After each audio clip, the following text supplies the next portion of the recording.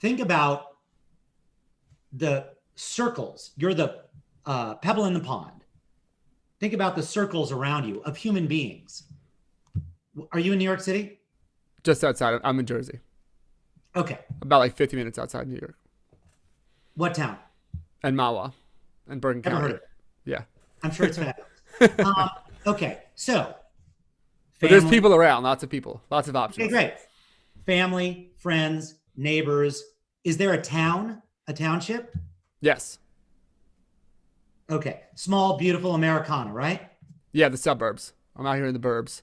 Lovely. You have to self-assign portrait projects, portrait series of whomever. I'm not going to tell you who to do, but I am going to give you a secret, an inroad to Yes. getting your work published. Okay, good. Okay.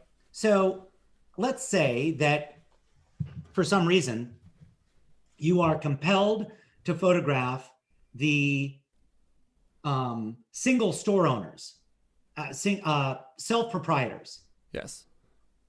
not the people who work at McDonald's. Right. The guy who owns the dry cleaner. The woman who owns the travel agency. You get the idea. Yes. They are going to be psyched that somebody wants to take their picture.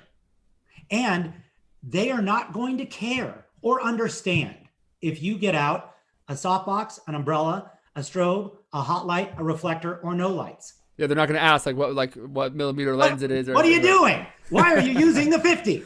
They Yeah. don't know and they don't care, which means all the pressure is off. That's true. All the pressure is off.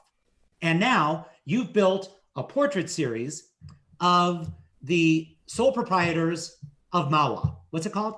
Mawa, yeah, that's right. That's a weird name. I don't know. Okay, I'm sorry. I grew up in Suffern, which is weirder. Okay. I am going to Google Maps because I'm a map freak. It's cool. MAWA? Yeah. Sorry. MAHWAH. Even weirder. I think it's like Native American or something. I don't know. NAHWAH. It does exist. It's in New Jersey. It is. Hello. It is Native American. There's a reservation right there. Yeah. Okay. Okay. So you're right on the border with New York. Yeah, I grew up in New York, so I moved just over the border. Okay. You got to come by sometime. We got to hang out. There's Mawa. All right. What's the main drag? Well, there's Franklin Turnpike, which I guess is technically it. Got it. I'm on it. I'm dropping the little man. Oh my God, it's bucolic and beautiful. All right, we're not going to the Gulf or the Sunoco on that corner. Oh, you really are there? Okay, good. Dude, I take this, research very seriously. Okay, there's a psychic. There's a lot of American flags. Oh, yeah. There's the Glamour Paws Boutique. Yes. Little Kitchen. Martial arts. Dude, done. Okay. I love this. This is amazing. You're welcome. So now I'm sorry for taking this podcast off the rails, but this is really inspiring me. It's good. Here's the deal. While this is immediately about you Yes. and Mawa, Yes. theoretically, I've been very self-serving today. theoretically, your listeners are applying it. Because here's the deal. Yeah. You might have this massive extended family. Don't tell me. But one of your listeners might. Mm-hmm. Put up a seamless, photograph them. Writers are told, write what you know. Photographers are never told to photograph what's right under their nose, and we take it for granted. Yeah. If you look at my website and you look at the series, you'll see this thing called Neighborhood Noir. And if you read my description, you'll see that is my street, my block, at night on an iPhone because I'm walking my aged dog. Passed away in December. Sorry. The point is, it's right under my nose. Mawa is right under your nose. Mm-hmm. That's the point. Self-assign, put together a portrait series. And the homework is, this is just available light. This is just one light. On this assignment, I'm going to do a tight headshot and I'm going to do something environmental. Yeah. On this assignment, I'm not bringing a tripod and I'm just going to follow them around as they do their dry cleaning. The dry cleaner sounds cool. I can kind of envision it already. There you go. Like the swooshing, the whole 9 yards. There you go. Okay. Maybe they're like in between the things. I love it. This is good. There you go. You're walking into the dry cleaner and seeing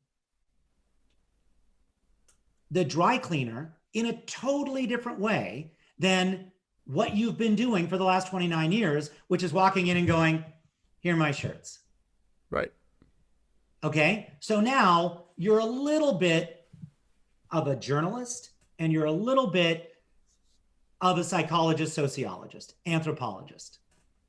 I love it. So now the secret is that if you are able to come up with a portrait series that has some kind of relevant news peg or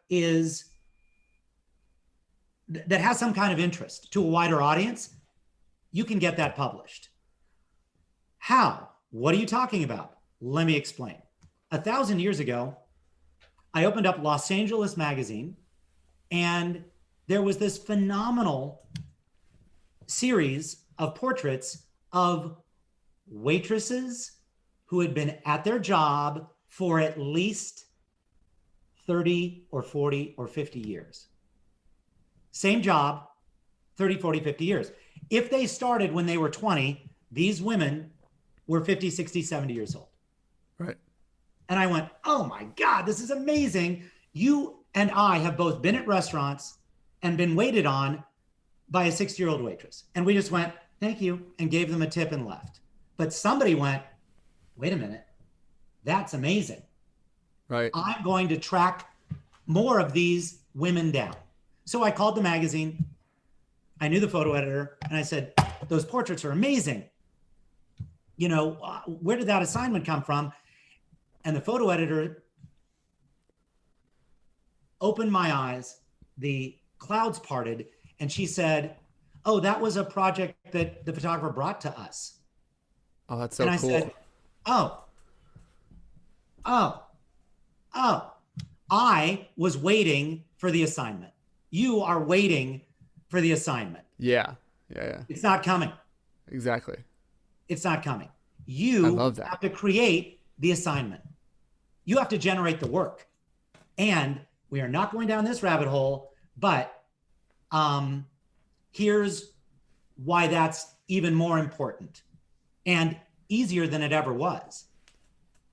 When I was your age, film, processing, proof sheets, waiting around, making a print, you could shoot this Mawa project next week and it could be on your website next Thursday. I'm going to do it. That's number one. And number two, creating new work to update your website is huge because otherwise your website is stale. How many people have been to a website, any website, and it's exactly the same as the last time you visited it? And you're like, what the hell? Right. Where's the newest, latest, greatest? And the web has created this expectation of novelty and newness and freshness that you have to feed. That was a lot. Yeah. But there you go. I love it. This is so good.